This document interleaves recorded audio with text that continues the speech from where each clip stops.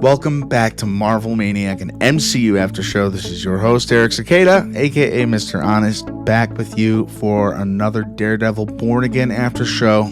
We already are through, after this one, episode 4. I know there's a few more ahead of us, but I think we're coming up the halfway point hump soon, if not already. This episode was titled Semper Systema. What the heck does that mean? I didn't bother to throw it in a translator. I want to just say this episode was good. It had a lot of build-up. I think Semper Systema, it'll probably mean things mirroring each other or something like that, because Matt Murdock and Wilson Fisk's story, even though they're not together, they mirror each other. Especially in this episode, I think they go a long way to push them against each other and their ideals and breaking their ideals. And at the almost same moment, by the very end, man, it looks like Kingpin's just always been up to his old ways. And if anyone believed that he wasn't as corrupt and as evil as he was in the previous series, I mean, he's playing the nice card, and under the table he's being a thug. This is exactly what you'd expect from him, but the show gave us a chance to give him some kind of credentials, like let's give him a shot. Is he really turning, is he not gaming the system like Matt says? Final moments of the episode, big reveal of the Punisher, and I'd imagine from the talk that I thought they were going to have, if he was going to be, whenever that time would come, I thought it was going to be about why are they using your logo. I mean, he talks about it, but it's almost like what do you want? Just some cops, it's not like a huge deal, but maybe Matt will make it one. Oh my goodness. And then the end, also final ending where we see where Adam has been. Unfortunately, it's not pretty, and they didn't want to talk about it, and they probably won't tell the therapist about the guy they have locked up in the room in the jail cell. That is like some suppressed anger Wilson Fisk is taking out on this guy. I thought it was going to be his campaign guy, though. Like, oh my God, there was such a genuine moment between them in this episode. Very human moments, and I like that. Love when our villains feel, and we love seeing their justified reasons for doing the bad things that they do. I mean, I don't know how I'm saying I feel that way. I likely you do too. So, this whole episode, on a scale of 1 to 10, I'm just going to give you my gut feeling. I'm going to put it at about an 8. And, I'll tell you why. Matt could have easily put the suit back on before the end of this episode. He has to slowly go into it, though, because I think he needs to discover where Matt Murdock stands on things before he puts the mask on. He's been trying to avoid it. He's been trying to get away from Daredevil, but it's basically following him. It's who he is, and kind of similar to what the Punisher was saying. All right, well, let's talk about some of the big moments from the episode. So White Tiger was murdered in cold blood at the end of last episode. That was a shocking ending, for sure. I didn't think that was coming. I don't think anyone did. Even watching it again, I was looking for the guy hidden in the shadows, and you could barely see him. I don't think anyone would have seen him. Like, I don't think there was one situation of people being like, hey, there's a guy there. Maybe, because you could see his feet.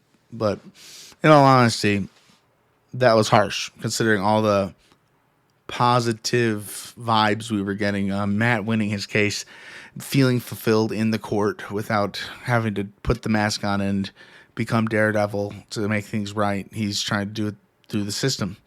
And yeah, Matt is challenged this episode. He's truly challenged. And he's still going through it from Foggy's death. Like I said, I can really relate to the losing of the great friend. I lost a great friend. Maybe one of the best friends of my whole entire life. I can't even tell you how long it's been, because it just bothers me. It was in 2023 and February. God bless you, Richie. We'll do a podcast in heaven, my friend, and I'm not going to be afraid to shout him out. I mean, I didn't have to do this here, but it just kind of came down to that. I just can relate to how he feels about Foggy where I'm in being in a state of denial is hard, but at the same time, it's the easiest way. It's a coping mechanism. And I wouldn't say Matt's like in denial, but like he is maybe more avoidance. Like he's not in denial, but it's that version of being in denial that where he's avoiding it so much to the fact that he doesn't really even see it unless it's very subtly brought up. And so I appreciate these first few episodes. I actually do stand by what I thought. We were hearing an early initial negative feedback is that we don't get Matt into the suit before episode 4. And he's not even in it yet. He's going to be in the next episode, it's looking like. What suit will he wear? Instead, we got that kick-ass opening, who Daredevil was, what he was doing before, the biggest impact of his life so far as a superhero, made him put the mask down for a whole year. And ideally, Foggy never had to die, but this is what put Matt away for a few years. And I don't know what the original opening was, but since they did that opening, it showed you what this show is going to be capable of. And if you're someone who appreciates good TV and good movies and you're a fan of Marvel, I think you, like me, would have really liked these last few episodes. I enjoyed them a lot. It's clear now next episode is kind of where we're going to ramp things up a little bit more episode by episode. And I'm very excited for that. So we have been hinted at the trailers and in just, we've seen this guy doing street art through these last few episodes. And this is the character Muse. And I watched a video about this guy and what he does in the comics, and I won't say much. His mask is scary enough. I won't say much about what I learned about him from the comics. Comic readers know this dude is bad news. And, I don't know if I'm upset that I learned a couple things about him that I did, or I'm just shook.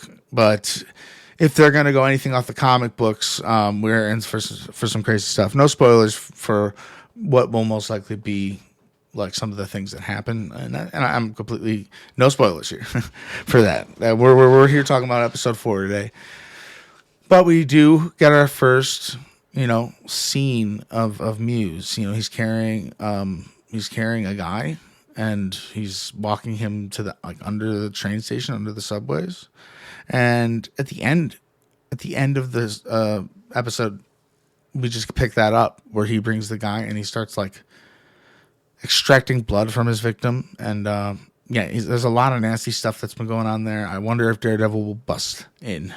BB Urich's investigation and Fisk's growing influence kind of challenge each other.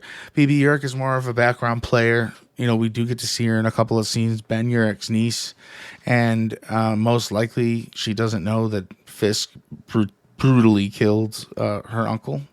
And most of these shots we're getting are from her kind of, I don't know if it's a news channel, podcast, but we're getting on the street interviews of people who, on what they think about the situation, like with Daredevil or with the White Tiger dying. Or I think I really like this. And I pointed it out last week, and it was pointed out in a video. This is kind of like the Spider-Man, Tobey Maguire movies where we're getting a little, the street action. Like, let's go, oh, Spider-Man, yeah, oh, he flies around, he's a good guy. He's a menace, and I hate him. I don't like him. I love that. I want more of that, like even more in that vein. Continuing on, though, BB Urich does do this article on Fisk, and she does get all of this information from Fisk's assistant, who idolizes him. Like a hero worship type thing, with Fisk. This is like a young mafia type thing. And I swear Fisk was going to kill this kid for a second, but then he was so genuine in his belief of Fisk being just the right way to go. He believes in Fisk. He believes in what Fisk is doing. And Fisk, the looks on his face, so much emotion. Man, that guy can act, Vincent D'Onofrio. I love the complexities of emotion he's just going through. He has his whole line of dialogue without saying a dang word because he's reacting to everything. Is it his assistant or what is it? Intern? I don't know. But he's his right-hand guy. And he's very lighthearted, and he's got a very big, good heart.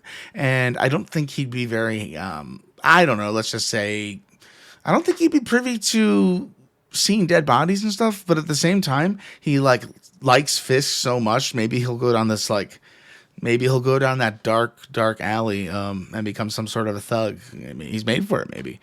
Matt's having courtroom struggles, at least. I think this section was to highlight that Matt is trying to get things done, like we said, through the law.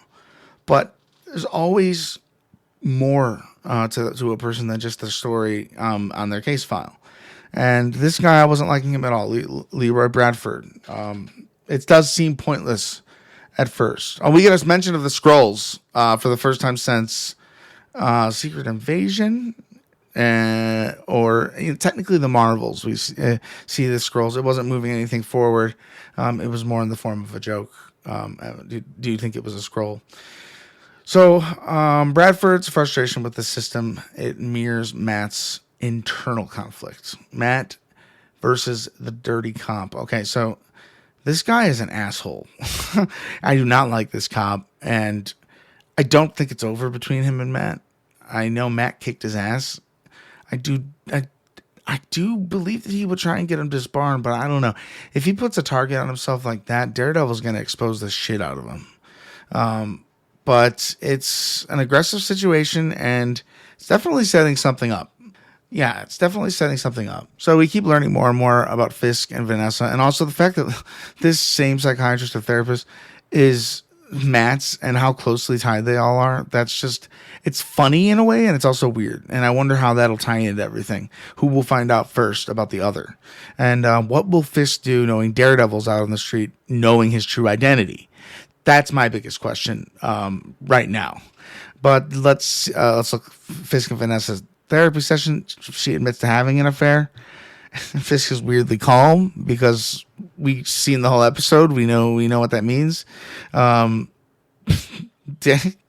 dinner scene, and he's eating some stuff. It just made me sick. Like the pasta he was eating next to this like bloodied, abused man in a cell wherever the hell he has this guy locked up. Does Vanessa know he's alive? Does Vanessa know if he's alive, or is Kingpin playing the long game here? The biggest confrontation of the episode was Matt and the Punisher. And Matt is on the scene of where White Tiger was murdered in cold blood. So he finds the bullet casing. He does it by rolling a glass down the road and see where everything's kind of falling towards the sewers, the angle at which things fall. And he finds the sewers, and he puts his finger, and then he finds the bullet casing. And it has a Punisher logo on the bullet casing. Okay, let's ask ourselves, is this people who glorify the Punisher, or are these people trying to put the Punisher under the jail even further and frame him for more murders? When the New York police in this version of the world, or the MCU as it be, they're very corrupt, and there was a mention of a Morales officer in one of the recent episodes. I definitely heard that over at Screen Crush. Go watch their videos on this episode. I can't wait to see what they have to say. Yeah, episode 100, go listen to it. It's literally a game changer episode for me. I got to talk to Ryan Airy from Screen Crush about Thanos, nothing but Thanos, and Thanos everything. And it was my favorite. And it'd be great to have anyone from the Screen Crush game back on our show.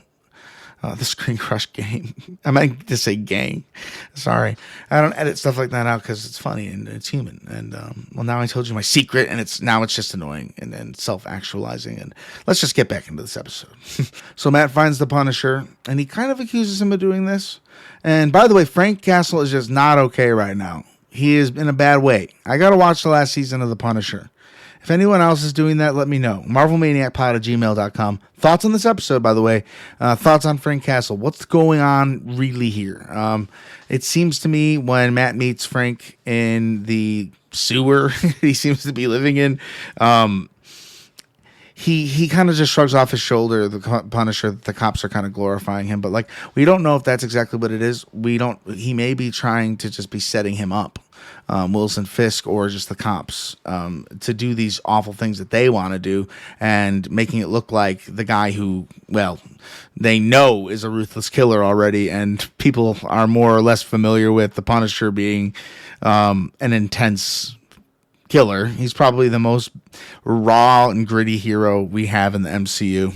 That's why I want to see Blade. I gotta watch those old Blade movies. Wouldn't you say? Are they canon now that Blade was in Deadpool and Wolverine? They changed everything with that movie. That final line, though, honestly, the final exchange between Punisher and Matt when he's calling him out on his guilt, and he's still calling him Red like he did in season 2. So it's very nostalgic, and I love that. And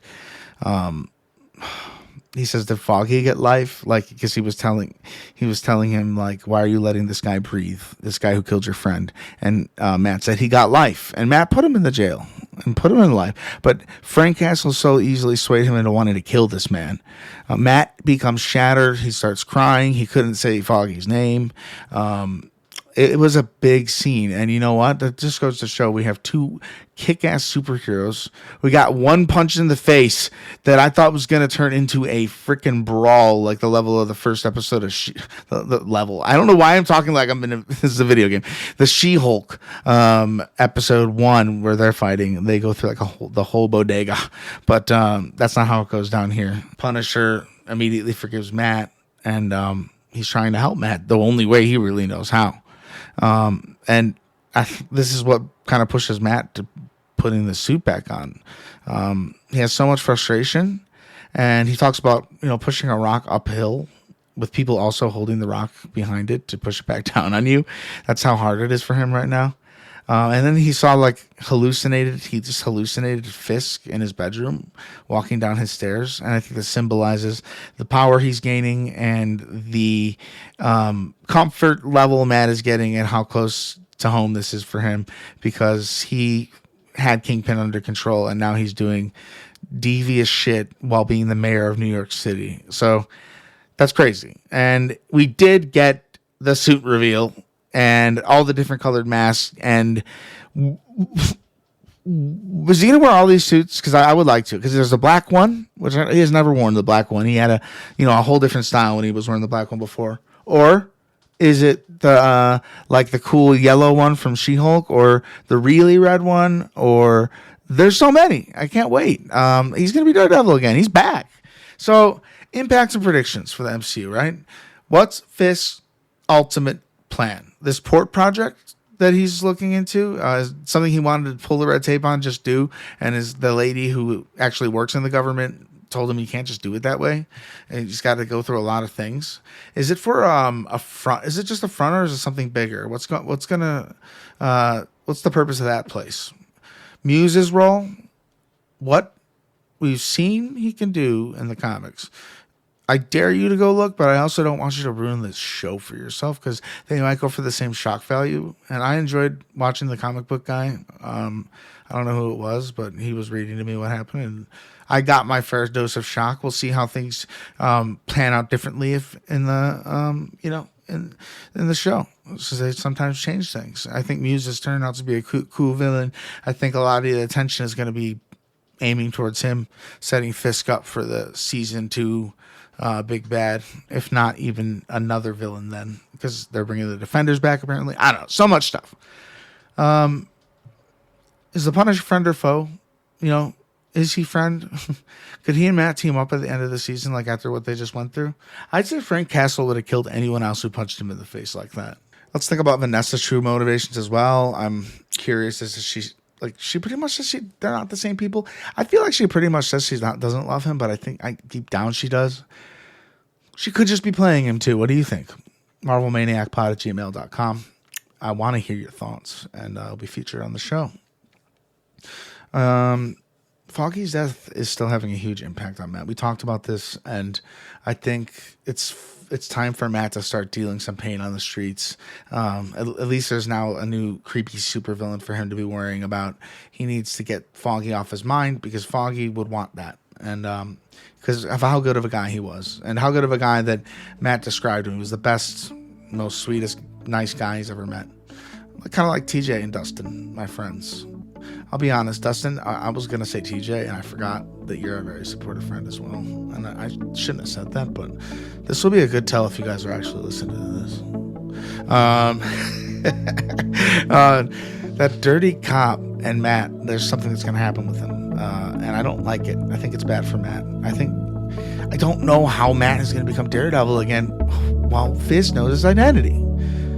That just really bothers me right now, and I hope it'll be addressed. And I just am interested. Will it be addressed instantly, or will he start hearing about him? I mean, it seems like Fisk is pretty hands-on this season. Like, he said he'd expose him, didn't he? He said he'd definitely take him down. I don't know. There was threats, mutual threats.